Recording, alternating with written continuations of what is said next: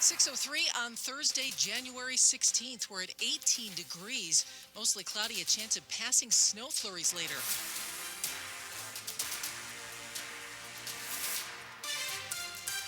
Highs around 40. Good morning. I'm Michelle Basch. And I'm John Aaron. The top local story we're following this hour. This morning's cold front could return for Inauguration Day. The forecast calls for the coldest inauguration in 40 years. We get more from our Nick Iannelli. The temperature for the last three presidential inaugurations has been in the 40s. We won't be so lucky next week when the inauguration temperature is expected to be in the teens to low 20s with wind chills down into the single digits. Brian LaSorsa, a meteorologist with the National Weather Service. We'll get a really cold northwest wind, blustery, bitterly cold. You combine that with the very cold air temperatures, that's what's going to cause the dangerously low wind chill values. It'll be the coldest inauguration since 1985, Ronald Reagan's second inauguration, when wind chills went down to around 20 below zero, and Reagan's swearing-in ceremony had to be held indoors. It's something he even mentioned in his address. We would have been standing at the steps if it hadn't gotten so cold.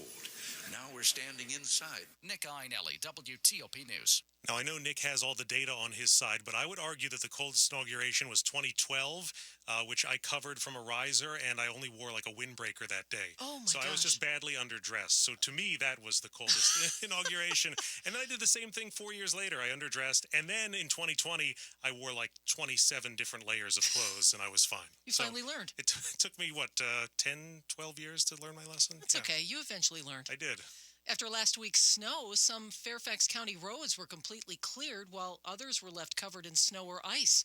And WTOP's Scott Gelman tells us leaders are pressing the responsible agency for answers. The VDOT website frequently provided inaccurate information to residents and county staff alike. And Supervisor James Bierman says efforts to get Virginia's Department of Transportation back to some neighborhood streets repeatedly failed. The agency is responsible for treating and clearing Fairfax County's roads. Planning, execution, and communication fell far short of the service level that our residents demand and deserve, especially given the volume of snow that fell. The board's planning to ask VDOT for an after-action report on its snow response and wants to know what changes they'll make after the next snow event. Chairman Jeff McKay says there was significant variation in the way roads were treated and how contractors handled them. Supervisor Andres Jimenez. 2025 is a good year to start something really good. It's called communication. Scott Gelman, WTOP News. VDOT says it's reviewing the matter and will continue working with all of its local partners. Nobody likes getting that traffic ticket. Now a new report suggests Montgomery County is running its speed camera program in a sloppy way.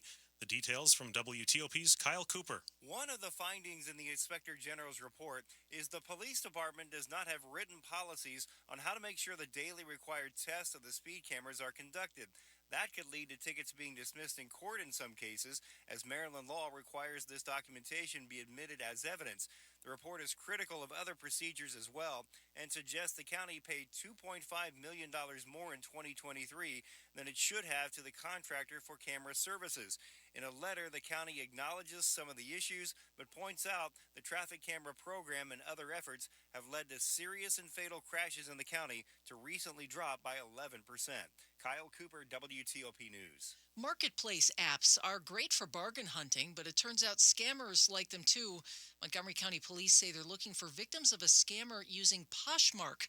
WTOP's Kate Ryan has details. It started in September when a victim reported to Montgomery County Police that their bank card had been used to make a fraudulent purchase at Dick's Sporting Goods. When detectives went to work on the case, they found that purchase bought with the first victim's bank card went to a different recipient who had gotten that item from a Poshmark seller at Valdez 310. A little more digging, and police say they've determined that Valdez 310 has been using stolen credit card information to list and sell fraudulent orders on Poshmark. Detectives believe there are more victims out there. If you think you may be one, police want to hear from you. Kate Ryan, WTOP News. Coming up, a lot of people are spending some serious money on new cars.